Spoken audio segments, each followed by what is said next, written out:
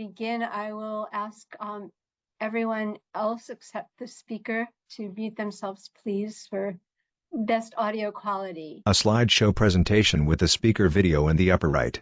Text, Office of Dietary Supplements Seminar, with one last word obstructed by the speaker video window. Text, ods.od.nih.gov. Logo, NIH, National Institutes of Health, Office of Dietary Supplements. And I want to welcome everyone to today's NIH Office of Dietary Supplements webinar. I'm Barbara Sorkin. In addition to organizing ODS's seminars, I co-direct NIH's Consortium Advancing Research on Botanicals and Other Natural Products, our carbon program. Before I begin today's seminar, I want to do something that I've never done before, but I would like to ask people to take a minute to recognize that this is the 13th anniversary of September 11th attack. So if we could take just a minute, please.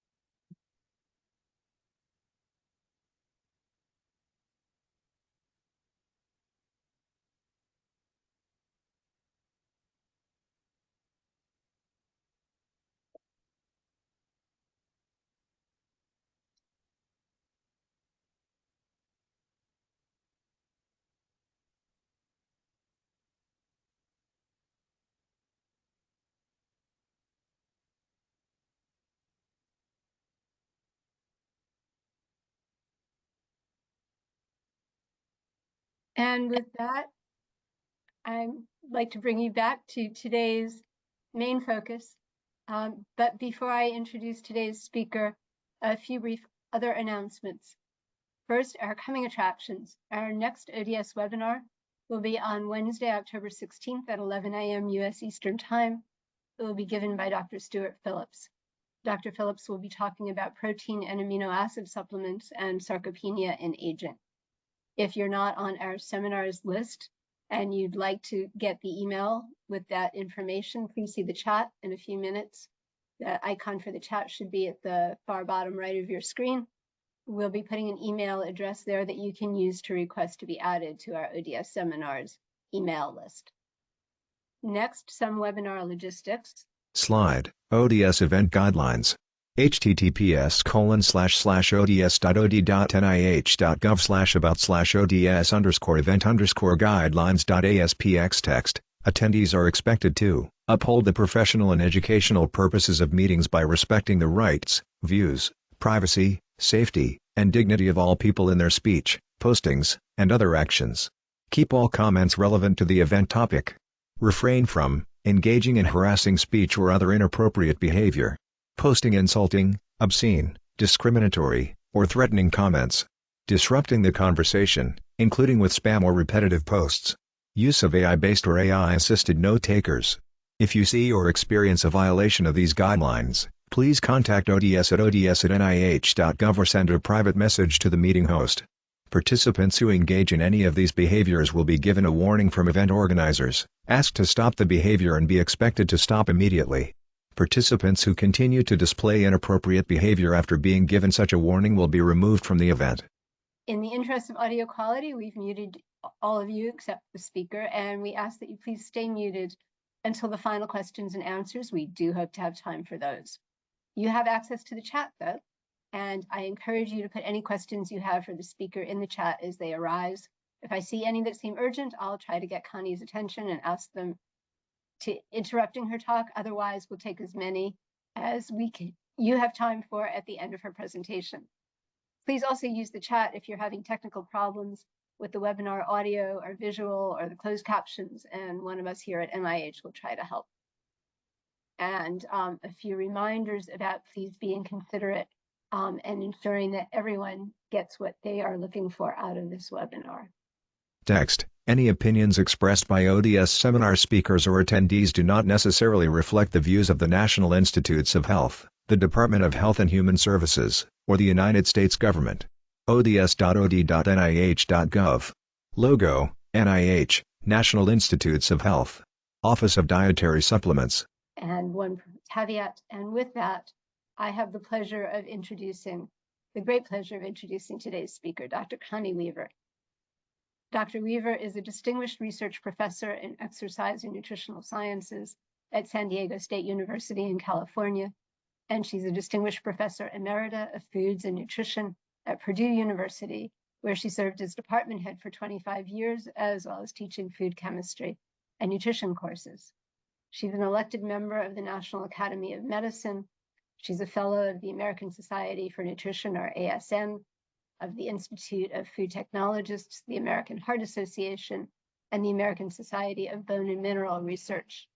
Connie is a member of the science advisory boards of the U.S. Food and Drug Administration, of the Arkansas Children's Nutrition Center, and of the California Prune Board, and she has served in the past as president of the ASN.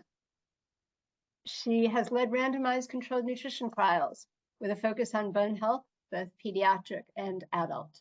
She was the Purdue principal investigator of the Indiana Clinical and Translational Sciences Institute, where she directed the Bone and Body Composition Core from 2008 to 2019, and from 2000 to 2010, she was director of the Purdue UAB University of Alabama Botanical Research Center for Age-Related Diseases.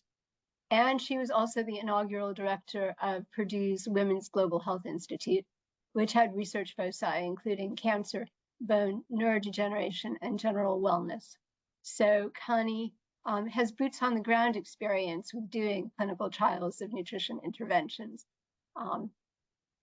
And full disclosure, I should say that I have, like most people involved in nutrition research, I think my closest collaboration with Connie was on a collection of papers on rigor in clinical nutrition research for Frontiers in Nutrition.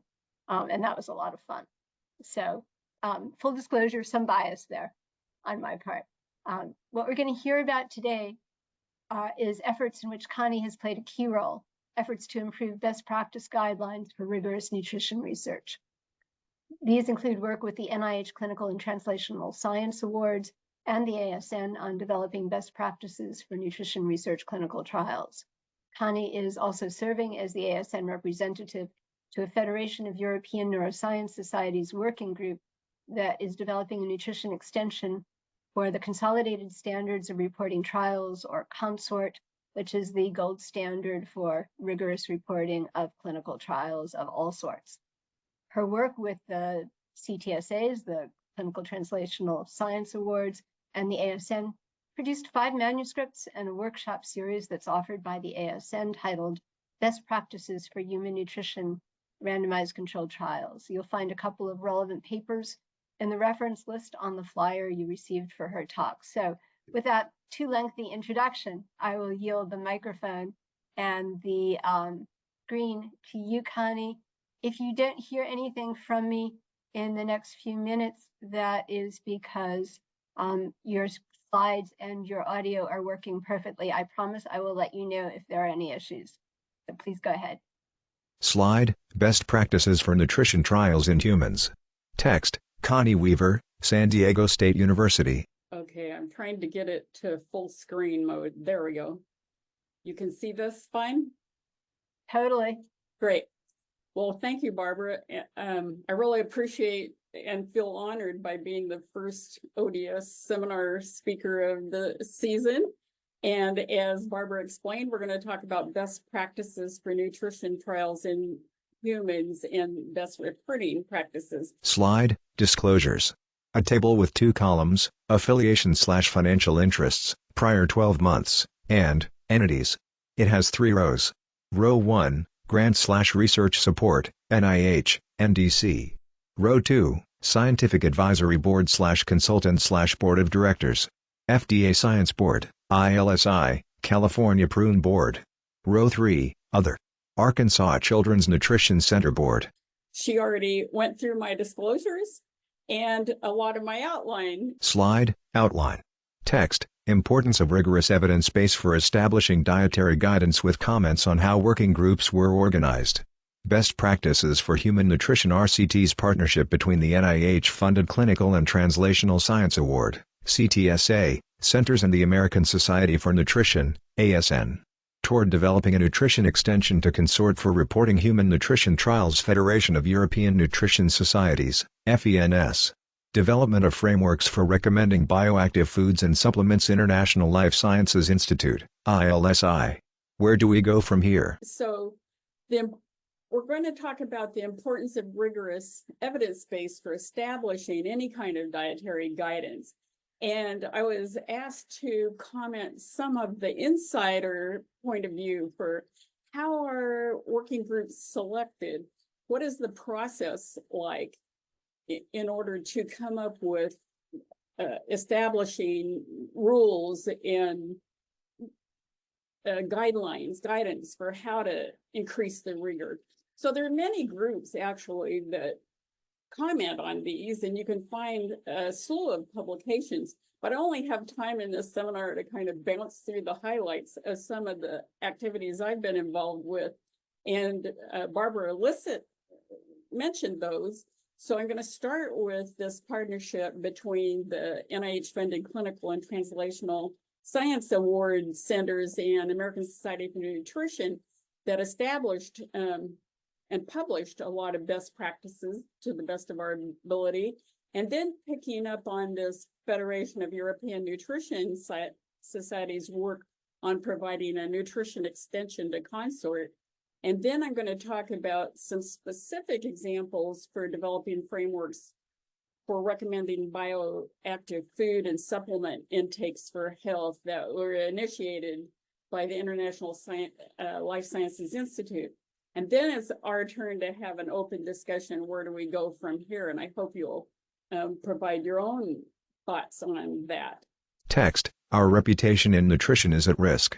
It's so important to improve the rigor of nutrition science. If not, our reputation is at risk. A screenshot of a headline from BMJ editorials that reads, Implausible Results in Human Nutrition Research.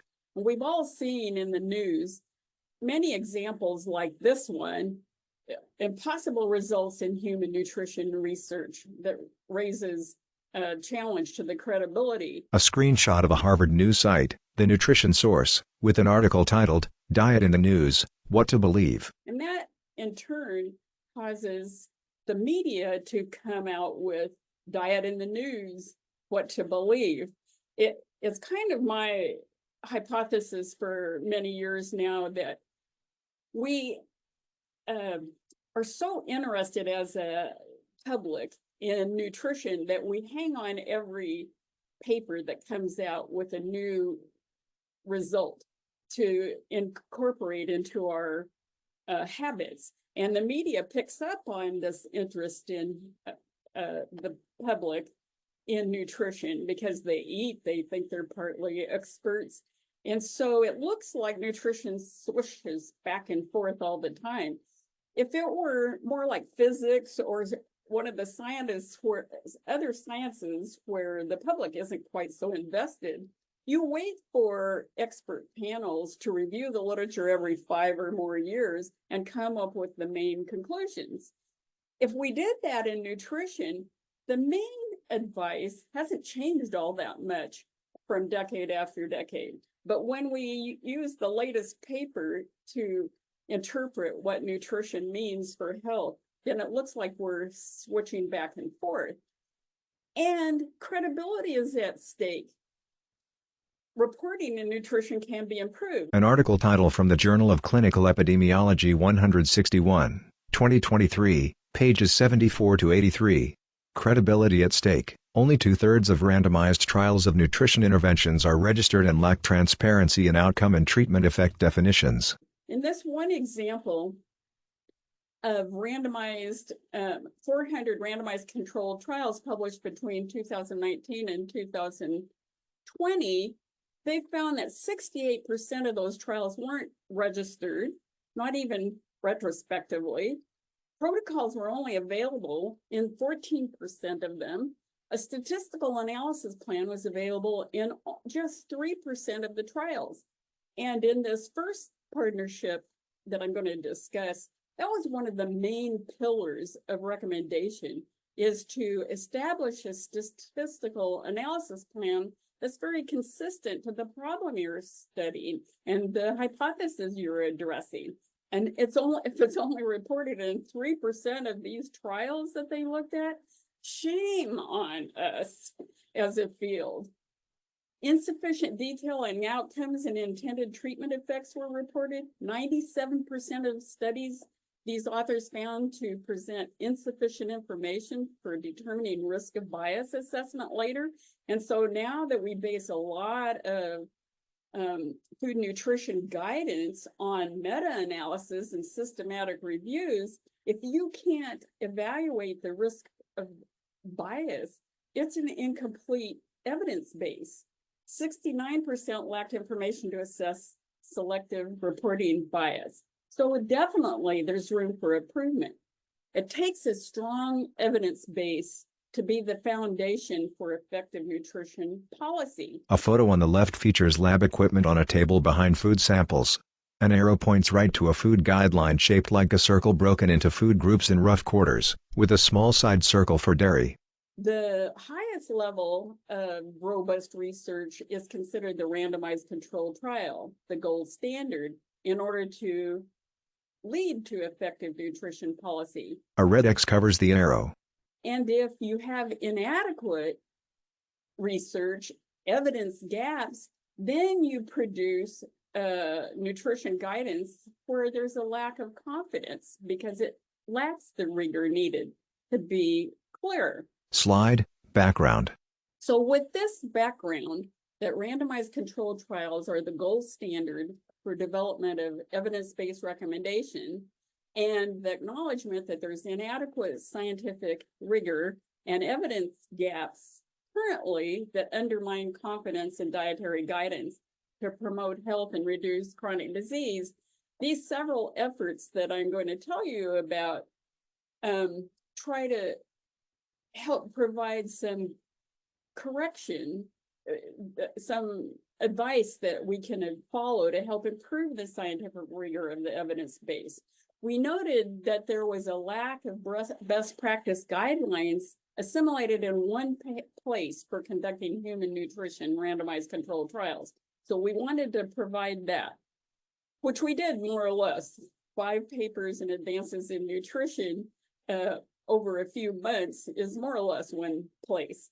And now we're working on a nutrition extension to CONSORT because there isn't one.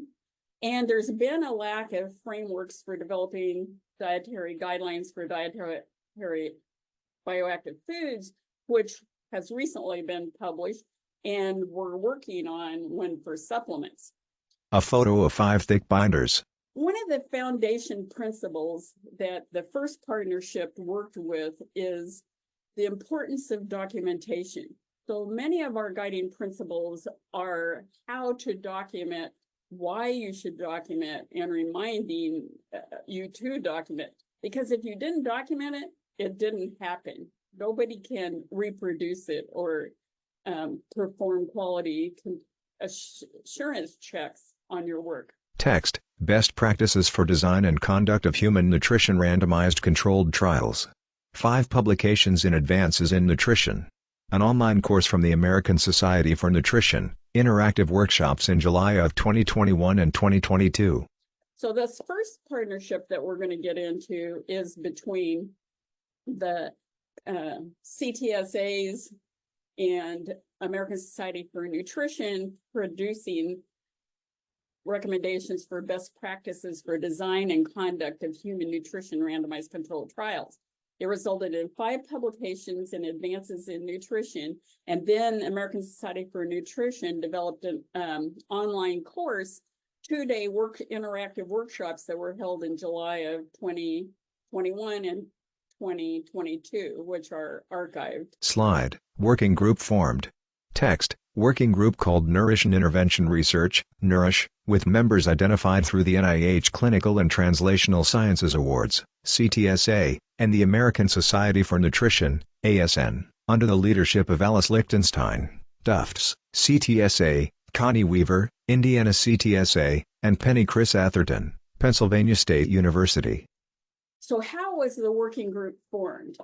This working group we named Nourish, from the NUR in nutrition, I in intervention, R in RSH in research to get to Nourish. So what happened to start this effort was I was at Indiana, the associate director for the Clinical and Translational Sciences Award in Indiana, and Alice Lichtenstein was involved in the Tufts CTSA. And the two PIs at that time were preparing the competing renewal for both of these centers. And there was encouragement from NIH to have some cross CTSA activity. And so the two PIs knew each other and said, what can we do? And they said, well, we're pretty strong in nutrition in both of these CTSAs. So let's get Connie and Alice to conceive of a plan for what we can propose. So we did that. We envisioned and proposed to do this development of best practice guidelines for the field.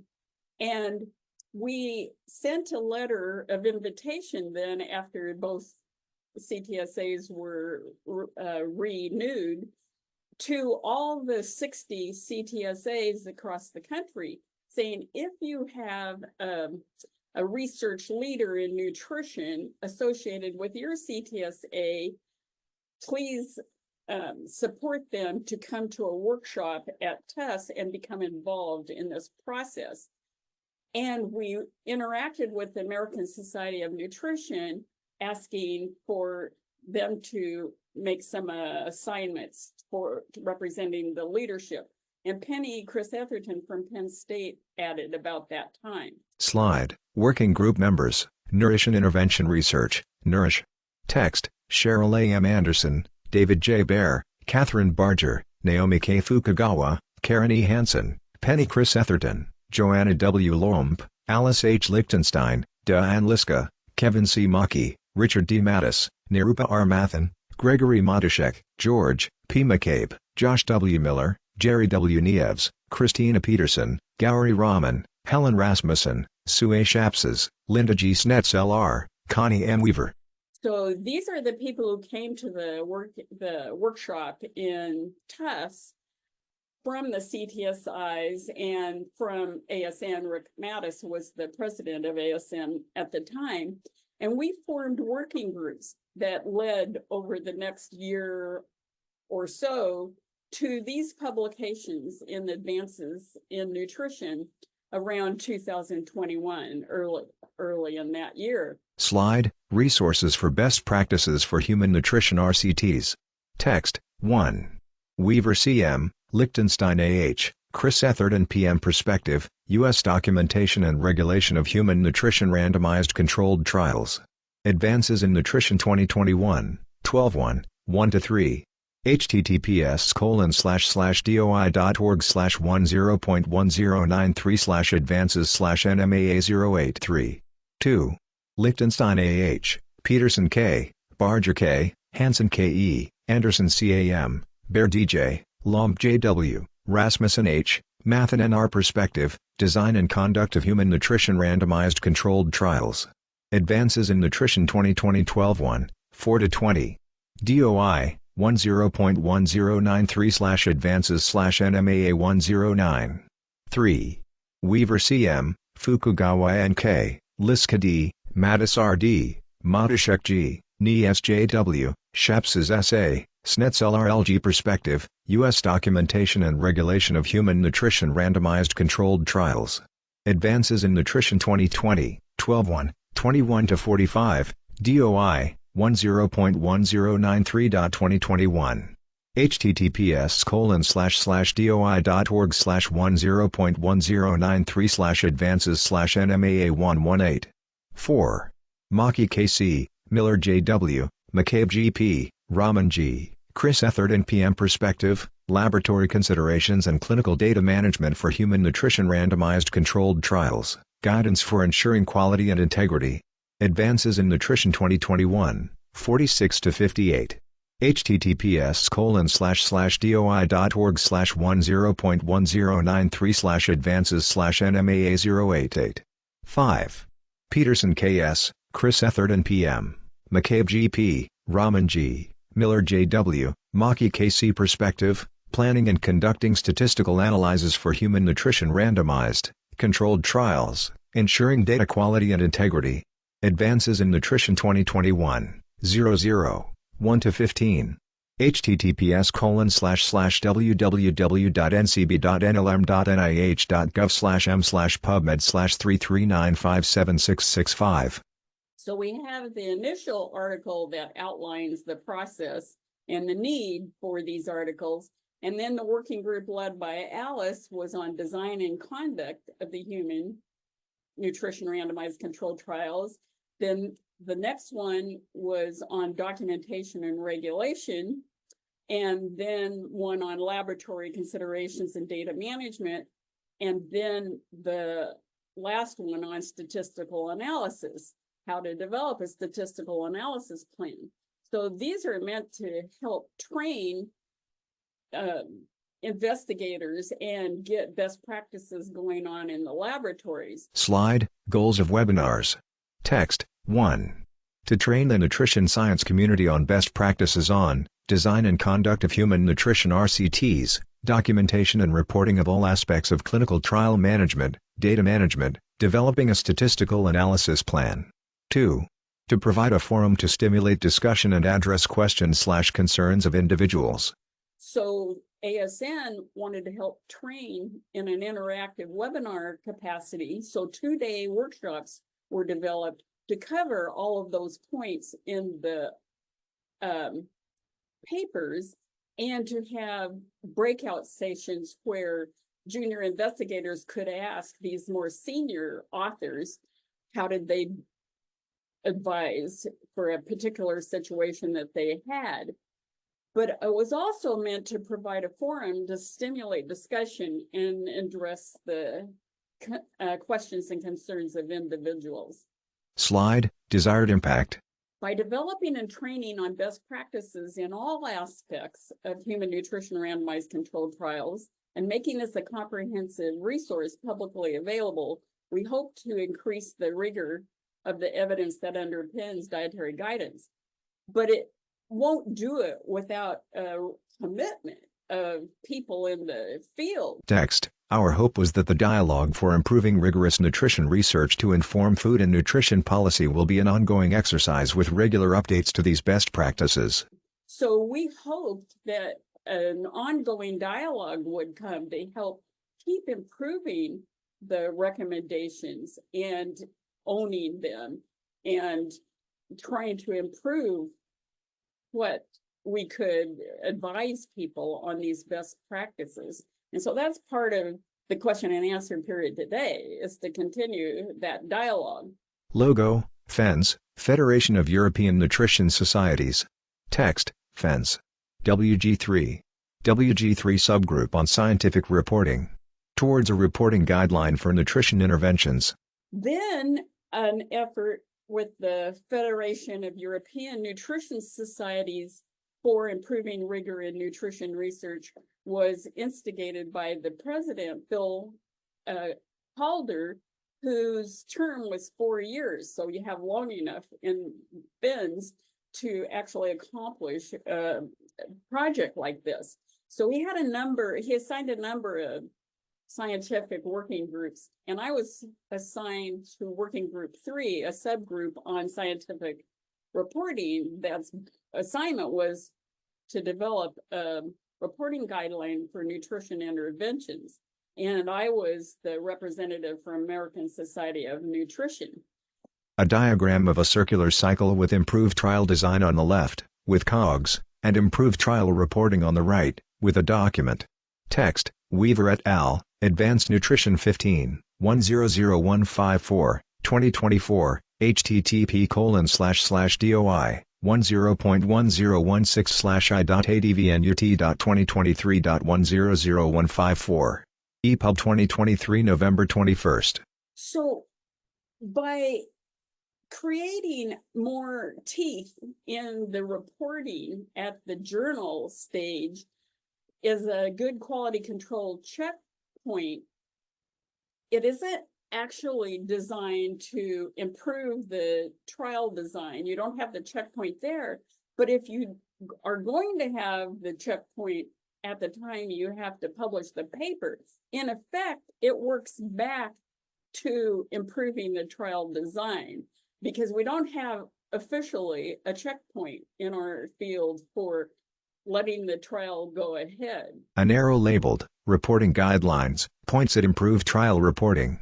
We have become more adept at publishing in advance the trial design. Maybe you get some feedback then, but often they're not published until you're largely partway through the trial. So it'll take longer, but if you're having to account for things at the reporting stage, your next studies improve them. Slide, FENS Working Group 3 members. Sanne Ailes, Maastricht University, Netherlands, Janet Cade, University of Leeds, UK, Karl Lanchet, Ghent University, Belgium, Anne-Marie Minihane, University of East Anglia, UK, Karen Murphy, University of South Australia, New Zealand, Joachim Plant, Maastricht University, Netherlands, Christian Ritchie, Northwest University, South Africa, Jessica Rigudo, ETH Zurich, Switzerland, Helen Roche, University College Dublin, Ireland, Sangeeta Shyam, International Medical University, Malaysia, Lucas Schwingshackle, University of Freiburg, Germany, Connie Weaver, San Diego State University, USA, representative from ASN.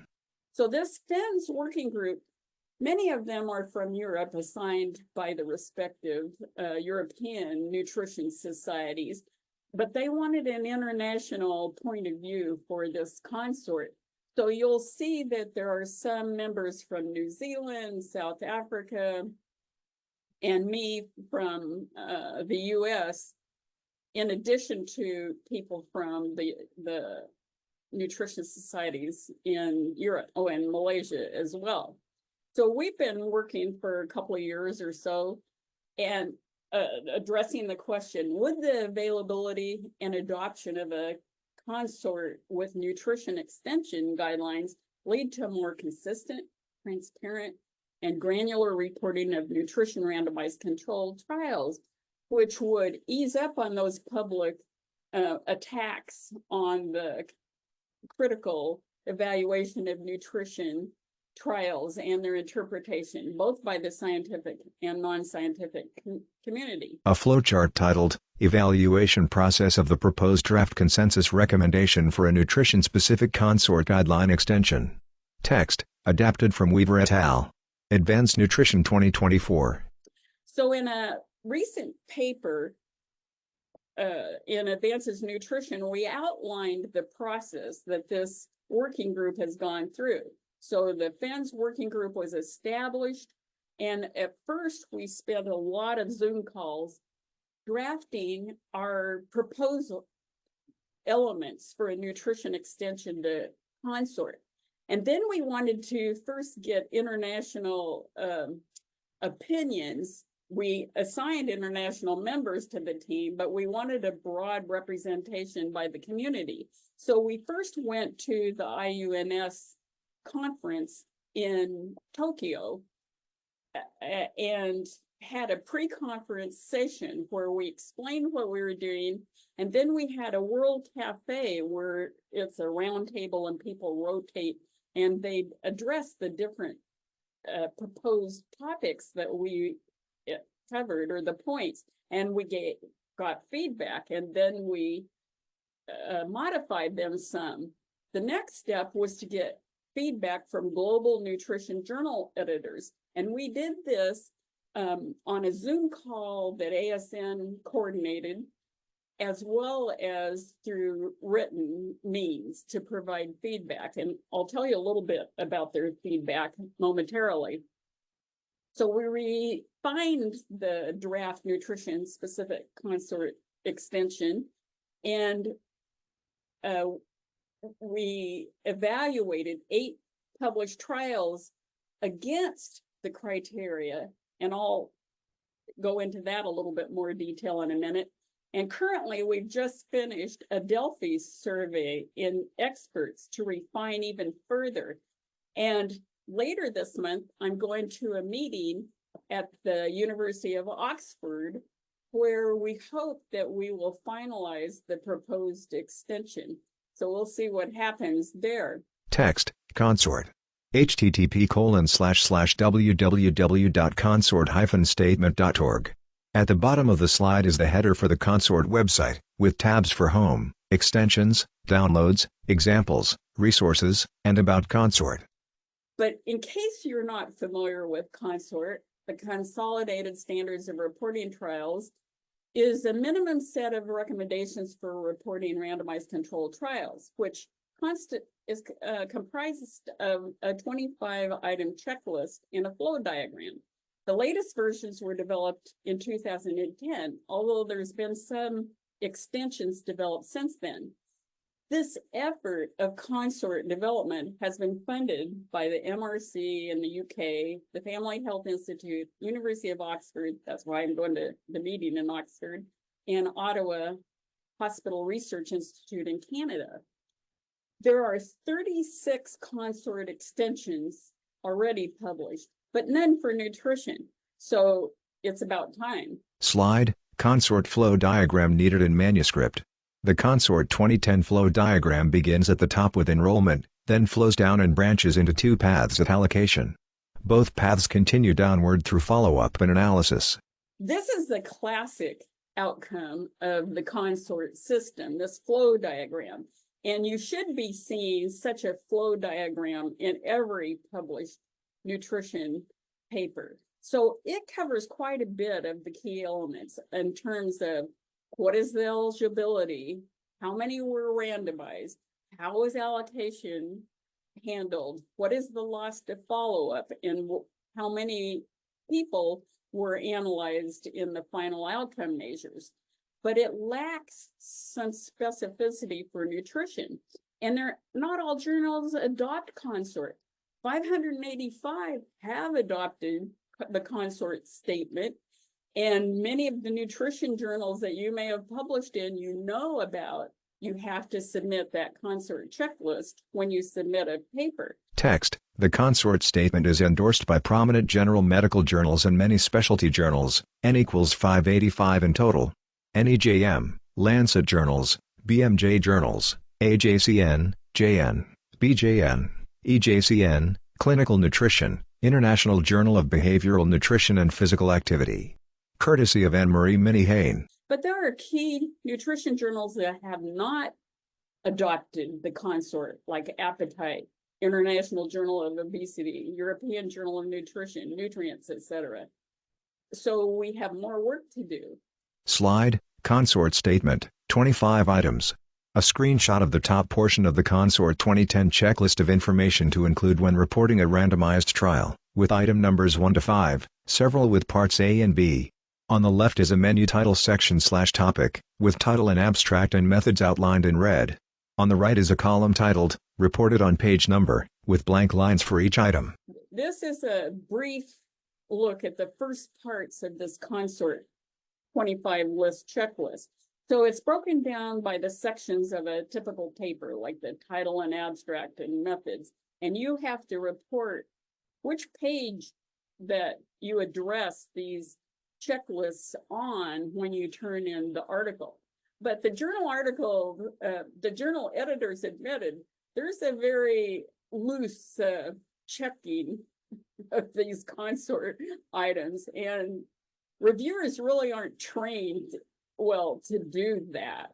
So that's another way we could increase the rigor in the field. Slide, reporting in nutrition may require additional detail. A table lists questions for each of 4 sections: introduction, methods, and discussion. Text, adapted from Weaver et al., Advances in Nutrition 2024. When our working group met we identified quite a few specific to nutrition trials that if we had guidance for, it may improve the rigor of the article. And so here's sort of a summary adapted from this Advances in Nutrition article. On the introduction, consort on the left shows what already exists. You're supposed to provide a scientific background and rationale, but more specifically to nutrition, how do you contextualize this to current dietary recommendations or food intake in the population you're studying? And in methods, you have to already describe the trial design, like is it parallel design, factorial, including allocation ratio. But we hope that authors will get more detailed. What are the confounders, like including baseline nutrition status? What's the habitual diet? What's the socioeconomic status? Season, like in vitamin D research. Physical activity might influence the outcomes. The knowledge of the participants and interventionists, especially for education interventions. Can you elaborate on these things in your paper? In the methods, you have to give eligibility criteria, but we want them to include diet, physiological, nutritional characteristics that are targeted, specific for clinical at-risk or healthy population. Are the criteria based on or related to anthropometrics, biochemical, clinical data, diet, food, allergies, etc.? And under the discussion, you're supposed to describe the generalizability of the trial findings already, but we want to know, can the results be generalized based on the background diet? Is there variation in other populations? Can we differentiate between efficacy and effectiveness trials? Slide, prevalence estimates of problems in reporting on study conduct and analysis are concerning. A table lists items in sections for abstract, method, and results. Text, Glass-Zhou et al., The Lancet, 2014 383, 267-276. We have a lot of room for improvement. In this one article in the Lancet, they said of the trials they evaluated that 38% were missing effect size and confidence interval, and 49% did not mention adverse events. In the methods, something between 40 and 89% had inadequate treatment descriptions. Wide range because was it a partial description or incomplete or whatever, but it's a wide number that failed to elaborate fully. Text, fMRI studies, 33% missing number of trials and durations. Survey question, 65% missing survey or core questions. Figures, 31% graphs ambiguous. And in the results, outcomes were missing for 50% of the efficacy outcomes and 69% of harm outcomes per trial, incompletely reported. Text, animal studies, number of animals and raw data missing, 54%, 92%, age and weight missing, 24%. Diagnostic studies, missing age and sex, 40%. We can do better. Text, box 3. Consort Nutrition Extension Compliance Assessment for the journal submission process. A list of 10 items. Text, Weaver, Advances in Nutrition 15, 100154, 2024. So I'm going to take you into one of the boxes in this Advances in Nutrition because for two reasons. One is it provides pretty much the detail of the elaboration we think is required to improve rigor for nutrition, human nutrition trials, but also a huge message we got from our interaction with the journal editors was, in principle, they thought it was a good idea to elaborate, to make more recommendations for nutrition trials, but they really worried about adding burden to the authors, because if they, for their journal, adopted such a nutrition extension checklist, And the authors didn't want to bother with it because it was too onerous for them to do, then they'll just go to another journal. And that really was the biggest threat. So we prepared this box that we envisioned could be made into a 19-item drop-down box that had very simple choices and you could rip through really fast. So in the title, has randomized controlled trial or trial be identified in the title? Yes, no. In the abstract, have the details of the nature and type of intervention or eating behavior and comparator been identified? Yes, no. Introduction, has the biological plausibility been addressed? Yes, no. Where relevant, has the context been addressed? Yes, no, or not applicable. If it's a secondary analysis, is that clearly stated? In the methods, does the trial design align with the scientific question being addressed as stated in the introduction? Yes, no.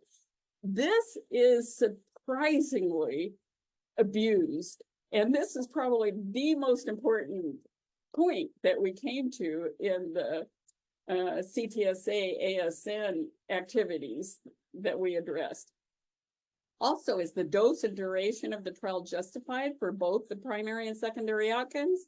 Are potential confounders including relevant baseline nutritional status, participant or environmental factors, carryover effects? Are nutritional physiological eligibility criteria included? Is the intervention fully described, including form, preparation, source, matrix, co-adjusted components, storage, bioactive, biological exposure, acceptability, and tolerance? How protocol was developed for behavior studies? You can see if you had to do this a time or two, you would improve your trial designs because you're paying attention all of a sudden to these things. Well, that's the hope. Items 11 through 19. In the methods, is the dietary comparator fully described, or the placebo, or however it's being handled? And that is really abused by authors submitting papers. Was the randomization based on nutrient intake? Yes, no, but justified, not applicable.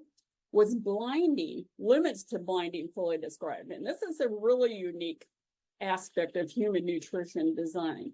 It may be hard, if not impossible to do, but you can blind some of it.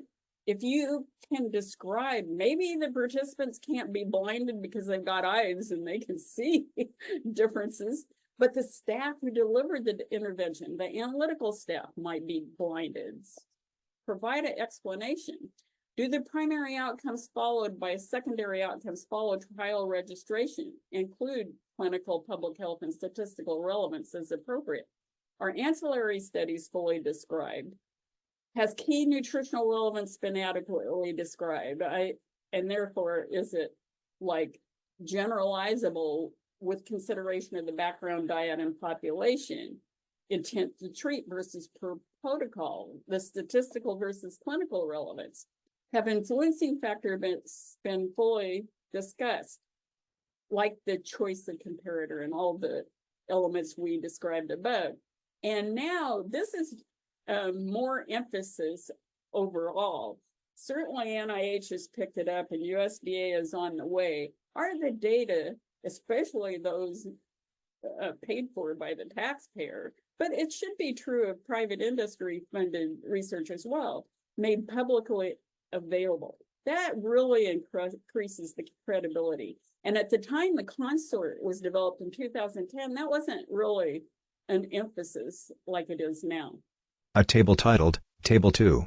Evaluations of published diet-related and nutritional trials using the proposed nutrition additions to the consort checklist.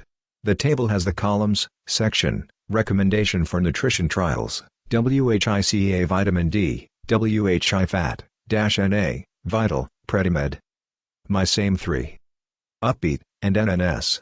The sections follow article sections from title and abstract down through abstract, introduction, background and objectives, methods, trial design, participants, and intervention.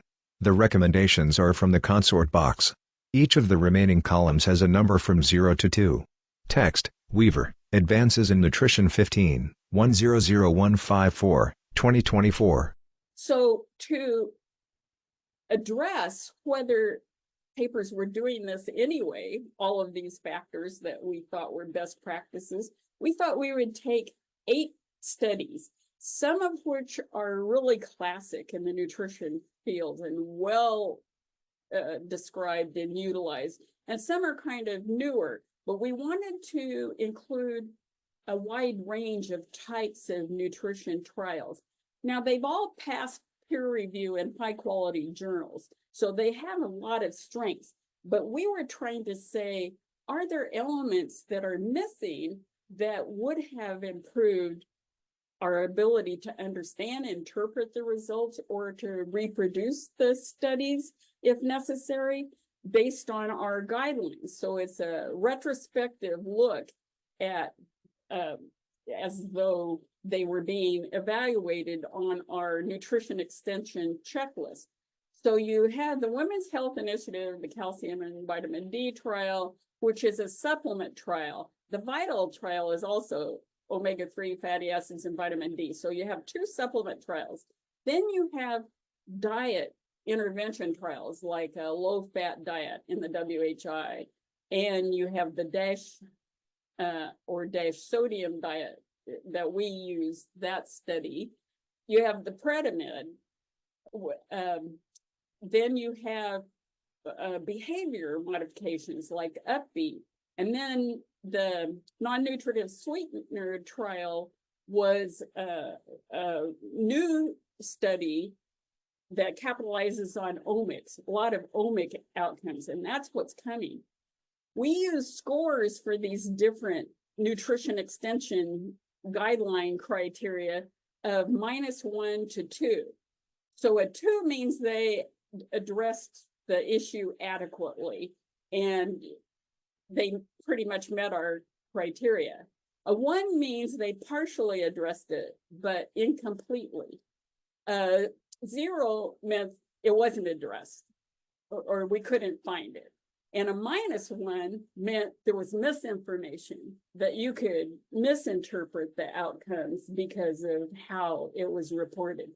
So you can go through these studies and see how we addressed it. A continuation of the table through the sections: interventions, safety, adverse events, outcomes, randomization, blinding, results, participant flow. A diagram is strongly recommended. Baseline data, numbers analyzed, outcomes and estimation, ancillary analyses. Discussion and limitations. The scores in this section range from -1 to 2, with a few not applicables. Here's 2 of the 3 sections of that evaluation to show we did have the full range of minuses to 2. A table titled Deficiencies in Meeting Nutrition Extension Guidelines has columns for section, Recommendations for Nutrition Trials, WHICA/vitamin D, an explanation for score. The sections are the previous paper sections, the recommendations are from the Nutrition Additions to Consort checklist, the WHI column has the scores, and the explanation lists reasons for the score specific to one paper. I'm going to take one of the studies and give you some of the components of this nutrition extension criteria and the scores and explanation for the score to give you the idea. So take the WHI calcium and vitamin D intervention trial.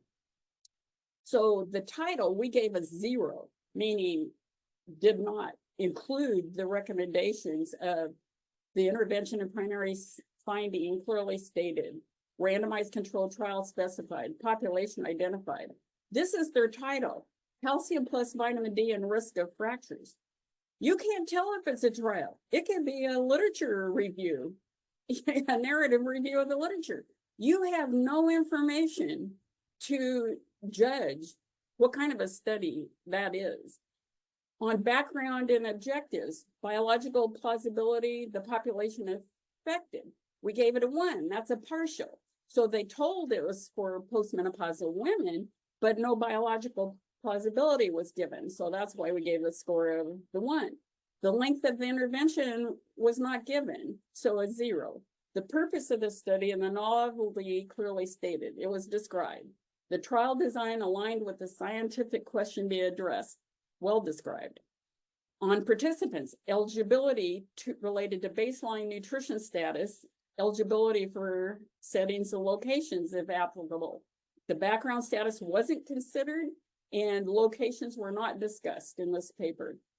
On interventions, the details of the diet-related intervention, comparators described, compliance assessment clear. We're probably too generous by giving it a 2 because the supplement details and compliance were clear, but the comparator was not described.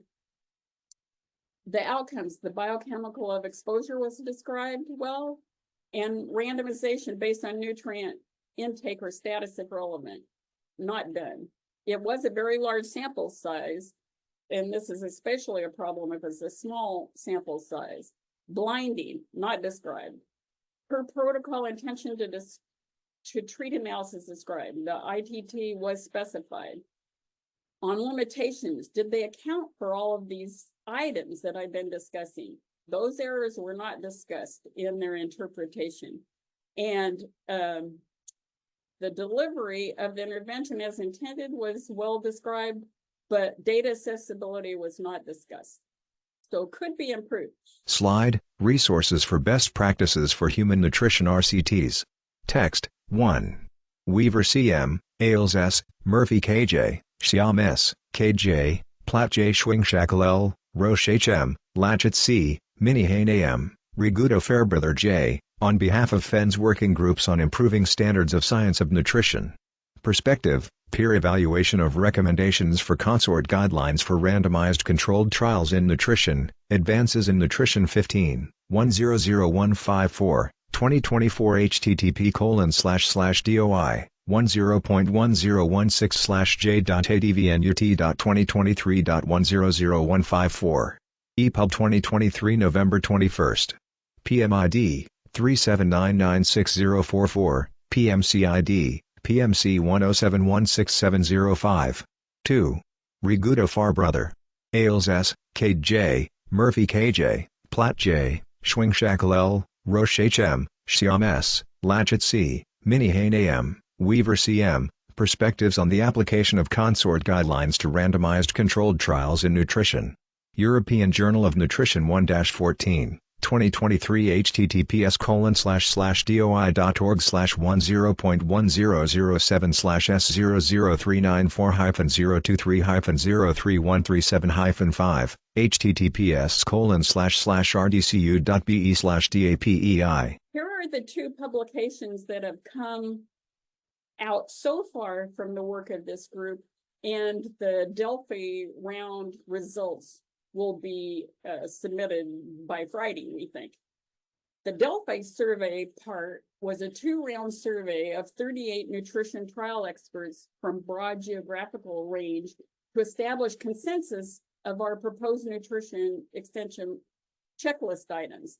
We had more than 90% consensus on 21 of the items. 2 items required additional clarification. And of the 29, and there are still a few that we're taking to this consensus meeting in Oxford at the end of the month to try to resolve. A diagram flows down from diet, disease links, to scientific evidence, to health regulators and policy makers, to food products, surrounded by a magnifying glass, a photo of a smiling girl eating soup, a journal cover and a book cover. Okay, shifting gears now to get a little bit more specific relative to interests of the Office of Dietary Supplement, and maybe many on this call, is specifically how do you go about making public health recommendations for diet and disease links?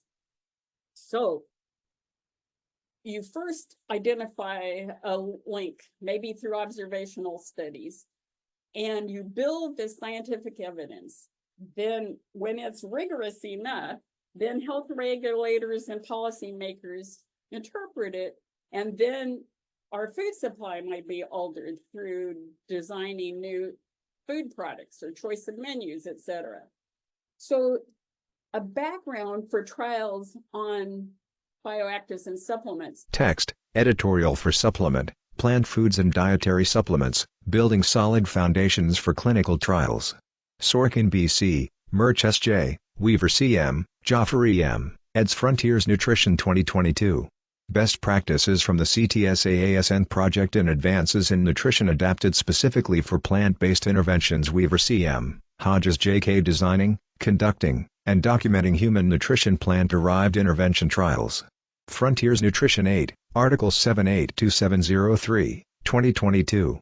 Adoption of best practices for chemically complex natural products and translation of clinical trial results will provide a more solid foundation for building the evidence base for the use of natural products for health. Barbara mentioned this work that I helped her, she was the lead on, described in an editorial for supplements on specific for plant foods and dietary supplements, building solid foundations for clinical trials. And one article that I led in this supplement was taking those best practice guidelines from the CTSA-ASN project and adapt them specifically for plant-based interventions with examples from plant-based, plant-derived intervention trials. So this work, as with the CTSA-ASN partnership, was taking what's out there already, not trying to recreate or develop new practices the way that the FINS activity is, but it's to collate and interpret, because adoption of best practices for, in this case, chemically complex natural products and translation of clinical trial results will provide a more solid foundation for building the evidence base for the use of natural products for health. Text, Perspective, Framework for Developing Recommended Intakes of Bioactive Dietary Substances. Allison A. Yates, Joanna T. Dwyer, John W. Erdman Jr., Janet C. King, Barbara J. Lyle, Barbara O. Schneeman, Connie M. Weaver, serving as an ad hoc working group on a framework for developing recommended intakes for dietary bioactives. Advances in Nutrition, Volume 12, Issue 4, July 2021, pages 1087 to 1099. https://doi.org/10.1093/advances/NMAB044, published, May 7, 2021. Article History. There are pictures of food across the top of the slide, including soybeans, tea leaves, olives, walnuts, yogurt, grapes, and chocolate. So what has been done by different efforts that I've been part of is this paper with Allison Yates as the first author in Advances in Nutrition that came out in 2021. It was a working group appointed by ILSI North America and finished by IFANS with a lot of leaders in making dietary advice to the public. And the idea was to think of how would you create a DRI-like process, this time not for essential nutrients, but for bioactive dietary substances. So we did that over a couple of years of meeting in person, many Zoom calls and emails. Slide, New Framework for Bioactive Intakes. Text, Yates, et al., Advances in Nutrition 12, 1087 to 1099. 2021. And in 2021, we published in Advances in Nutrition our conclusions. To evaluate what we did, why is the framework for bioactive intakes needed now? Without evidence-based recommendations, consumers utilize information from unreliable sources. Text, Who was the framework developed for use by? The framework was developed for a wide range of audience. It could be for researchers designing studies, for policymakers, for manufacturers of foods, for editors, for journals. So it's tended to be used by credible national and international health and government organizations and all users of dietary advice for bioactive foods and ingredients. Text, Recommendations require at least moderate quality evidence. Researchers to design rigorous studies on the relation of bioactives to health. What health outcomes were used to and can be used to quantify recommended dietary bioactive intakes? We took the ones that have been listed by FDA, and some of the examples are given here, that these have been shown to be good biomarkers of health and disease. Text: causal relationships supporting normal structure or function, maintenance of health, or reduction of risk of disease. Examples include maintaining or improving postprandial blood glucose, macular pigment density, cognitive performance, blood pressure, and bone mass or density. Slide: sequential framework to evaluate health benefits of bioactives. The framework runs through 4 steps to a final landing box. And we developed a process. This sequential process forms the framework to evaluate the health benefits of bioactives. So step 1 is characterize the bioactive. This one, ODS, is really emphasizes. You have to characterize your bioactive compounds and determine that the intake is quantified by a reliable intake exposure or a validated biomarker. Text: 1.1 Characterize bioactive compounds. 1.2 Ensure sufficient food composition data. 1.3 Determine that intake is quantified by a reliable intake exposure or a validated biomarker. Step 2. Evaluate the safety. Make sure that there's no adverse health events. If you fail here, you shouldn't go any further, really. Text: 2.1 Quantify relatively high level of dietary exposure is for the bioactive. 2.2 Document its history of safe consumption. 2.3 Ascertain intake with no known adverse health effects. On the third, conduct an efficacy review of the literature. Text: 3.1 Select a relevant health outcome. 3.2 Identify specific indicators of physiology or biochemistry. 3.3 Conduct systematic evidence review of health relationships. Fourth, you decide on the recommendation. Text: 4.1 Determine quality of evidence. If less than moderate quality, no recommendation. 4.2 Develop the range of intakes with demonstrated efficacy and safe use. And our advice was, you don't go forward with anything that has less than moderate quality. So it's either going to be moderate or high. And we even formulated how you should express it. So based on either moderate or high quality evidence, the recommendation is made to consume between, and a range is appropriate for a bioactive, unlike an essential nutrient that may have a specific cutoff, but a range, since it's non-essential, of daily intake of in quantity of a certain bioactive to, and list what it's been shown to do, what health outcome benefit.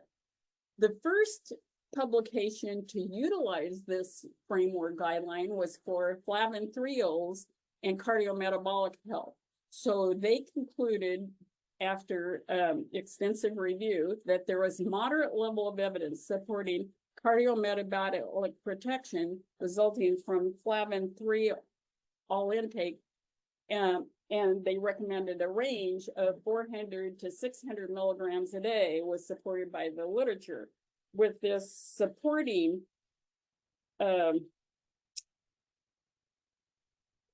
level of evidence. Text: further, increasing consumption of dietary flavin-3-ols can help improve blood pressure, cholesterol concentrations, and blood sugar. Strength of evidence was strongest for some biomarkers, i.e., systolic blood pressure, total cholesterol, HDL cholesterol, and insulin/glucose dynamics. Crow-White et al., Advances in Nutrition 2022. 13-6, 2070-2083. So I spent most of my time in polyphenol-rich fruits, where the leading candidate of the benefits of fruits and vegetables for bone health is the polyphenol level. Text: high intake of fruits and vegetables have been associated with a benefit to bone health. Polyphenol levels in fruits and vegetables have been the leading candidate for this benefit. A photo of blueberries is on the right. Text: Hodges et al., AJCN 118, 382-390, 2023. We showed that blueberries prevented bone loss in postmenopausal women by 6%. Text: 95% CI, 2.50, 8.60, p less than 0.01. A diagram of a large intestine with an arrow pointing from the text, polyphenols, to gut microbiota, above it. Text: Blueberry polyphenol metabolism is dependent on dose and food matrix. Phenolic metabolism is saturable and dose-dependent. Extensive host xenobiotic metabolism. That was related to shifts in gut microbial populations, changes in microbial diversity and taxidominus. But there's an interplay between polyphenols and the gut microbiota, and it depends on dose and matrix. So the food is not the same as the supplement, which can vary considerably. The Blueberry Express supplement did not have the fiber and skin and so forth of the fruit. It had many more times, like 10 times the polyphenol content of the fruit. So you have to have a separate consideration for supplements. Slide, framework for developing recommended intake ranges for bioactive supplements. Text, topics addressed, definitions and terminology, characterization, matrix, form, formulation, quality, safety and efficacy, dose, condition of use, ADME, contaminants, recommendations, quality of evidence, recommendation statement. ILSI US and Canada, Janet Novotny, Writing Group Leader. So once such a work is underway, we have formed a committee led by Janet Novotny, and we're working through all of these aspects to develop a similar framework as was done for the bioactive foods for supplements. So take-home messages. A strong evidence base in nutrition is the foundation for nutrition policy. Both ASN and FINS and other groups have been working to improve design, documentation, and reporting.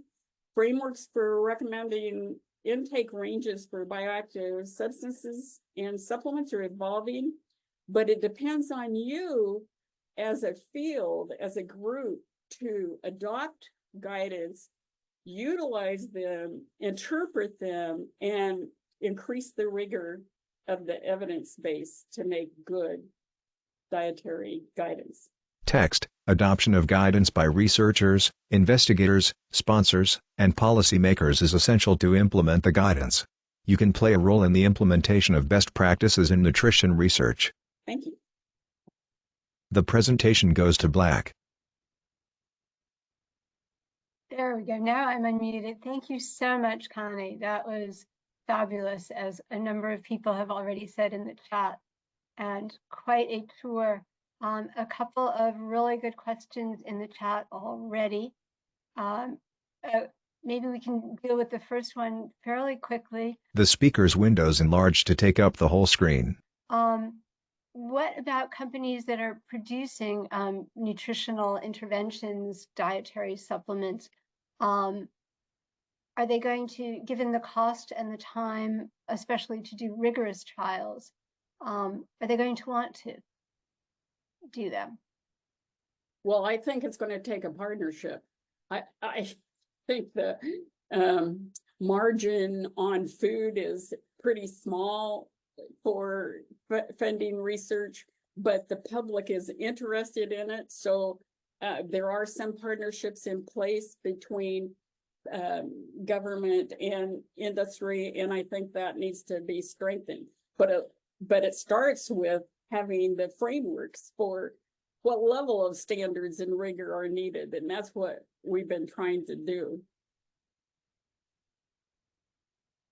Yeah, and I put a comment in the chat pointing people to the consort extensions for herbal dietary supplements and for herbal traditional Chinese medicine dietary supplements. But my point there was that these are there, but I am so glad that you are working on this for dietary interventions, because it's not clear to me that either of them really requests the kind of information that you're putting in these, requesting in these, and that is really necessary to understand nutritional intervention clearly and be able to replicate it, without which, as you've said, it can't form a solid foundation for further work, never mind recommendations for public practice. There are a couple of questions in the chat about the locus of review, which you so beautifully pointed out, that you are pushing with these guidelines. You are telling people you are going to need to have this information to submit your publication. So you'd better be thinking about it as you're designing your trial. Right. But what that points up, and a couple of people have commented in the review, is that, you know, and you've implicitly suggested reviewers are not necessarily looking at all of these things, even as they're reviewing papers for the journals. But why are we funding clinical trials that are labor intensive for the scientists, for the clinical coordinators, for the participants, without doing sufficient review at the application level and at the IRB level? If not at the, you know, you can put a clinical trial into clinicaltrials.gov, and that's not reviewed at that point for whether it's, you know, are you actually designed to test the question that you're asking? So, you know, and the problem there, and maybe this is not the place to discuss this, or maybe it is reviewer effort is for the most part volunteer on top of people's already busy schedules. Any thoughts? Well, I would love to figure out how we could have a checkpoint at the trial design stage. I would say ODS partnering with NICCH has taken a leadership role, because you are requiring good evidence of the characterization of the natural products be in your grant submissions. More efforts are needed like that, but I don't know how and where we could put a checkpoint in all trial designs. That's where the funding agencies have to come in and demand more of that, I'd say. So many great questions. Let me give you one from David Murray, the Office of Disease Prevention Director. He asks, what proportion of clinical trials of nutrition involve a behavioral intervention component? Coaching, interaction with a nutritionist or dietitian, et cetera. Any sense of that? There are a lot of behavior intervention trials, but they're not the classic ones that have informed dietary guidelines for Americans, for example, so much.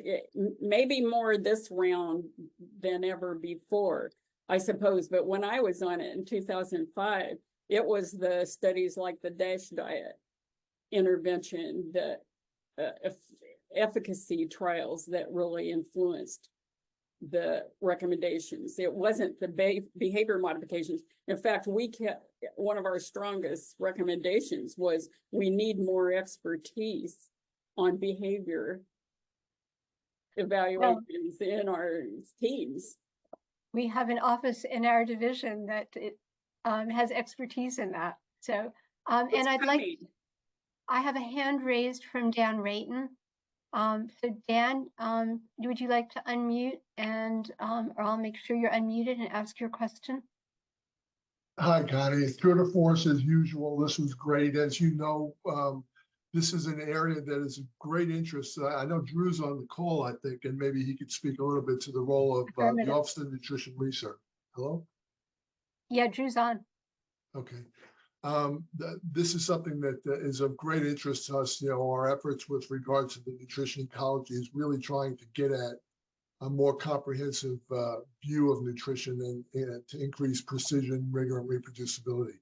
My specific question is, and I'm sorry if I missed it, but have you interfaced with organizations like ARC, U.S. Public Health Services Task Force, Academy of Nutrition Dietetics Evidence Analysis Center, those folks that are doing systematic reviews to develop guidelines to ensure that they are integrating this approach into what they're doing? Cochrane as well? So on a lot of different projects, I've interacted with all those groups, but I will say that Flavanol 3 paper, that was the first paper to use the bioactive foods framework, did it with the Academy of Nutrition and Dietetics, and the evidence-based review was done through their grading system and whatnot. So, and all the efforts that I'm involved with now, where different groups are saying, what if we evaluated compound or food X using the framework? every time we say, let's go to Academy of Nutrition Dietetics that's set up, not only are they set up to do the process for a good grading evidence-based review, but then they have the audience to translate the public health recommendations too widely in the registered dietitians. Just one other quick question. One of the areas that is growing interest is this intersection of climate and food systems, diet, nutrition, health. One of the real challenges there is the measures and metrics are very different and challenging in the context of a nutrition study. Have you explored any of those issues with regard to the challenges related to differences in measures and metrics?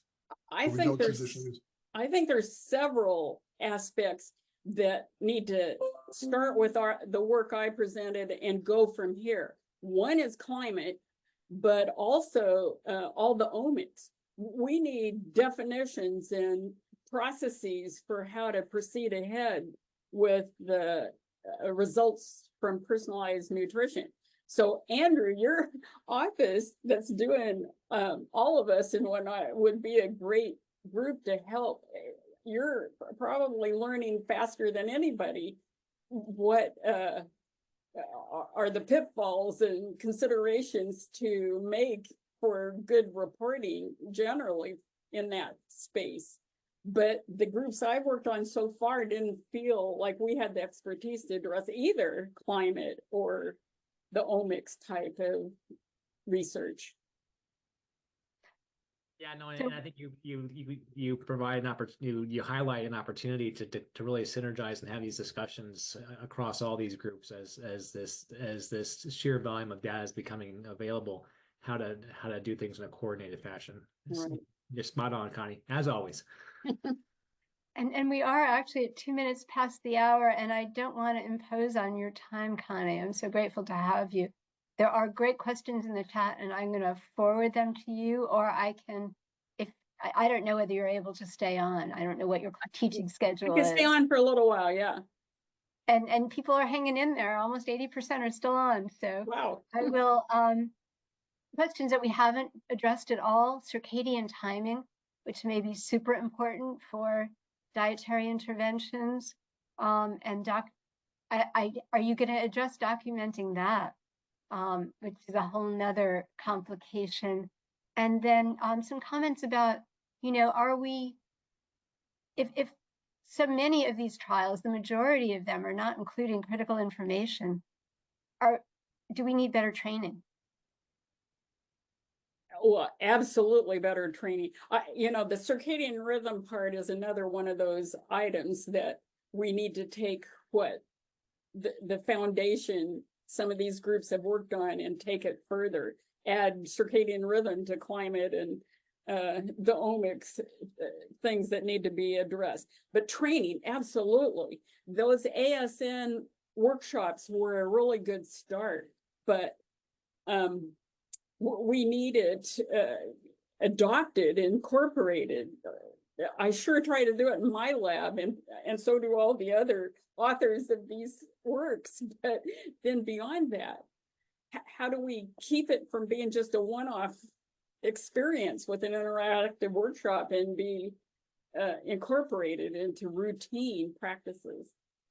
And keep it updated. For example, chemical characterization of nutrition, that's a constantly improving area of science.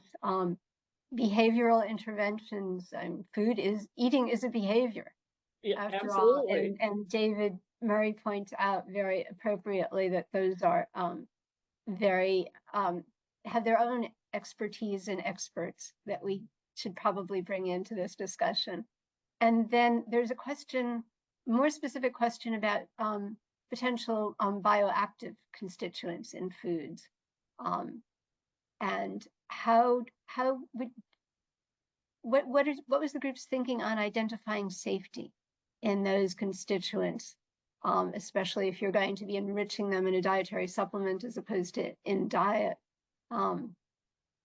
given that a lot of the supporting data for that, a lot of the safety data are from rodent studies. Right. So the general thinking on safety was consider that first as the priority, because if you don't have a safety check, then why bother going to see if it is efficacious on any health outcome? The best, and that's the reason the group with the bioactive foods decided to stop short of saying anything about supplements, because it was such a different can of worms. You can get a whole different dose and matrix, because with foods, you can do historical consumption. If people have been eating food X for decades and there's no outbreaks of any kind or adverse events, you can be fairly certain it's going to be safe. Or you have to start there. But with supplements, it's a whole different thing. So, the FDA classic evaluation is a 90-day toxicity study, which is what we did for the blueberry extract. And it's a start. You might miss some things, but yeah, how do you get at safety? But we're so terrible at even reporting at or collecting adverse events.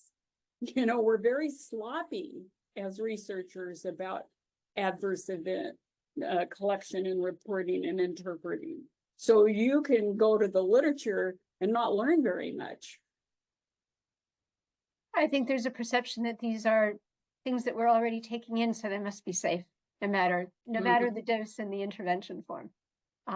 So I think I'm not seeing too many more questions coming in. I apologize to any of you who've asked great questions that I've missed in the trail. I will be forwarding them to Dr. Weaver. And Connie, thank you so much for being so generous with your time and your wisdom, and such a great talk, and thanks to all of you for the great discussion. And please come back next month for the ODS webinar. Thank you. Connie Weaver smiles, then her video screen goes dark. Text, James Hubley.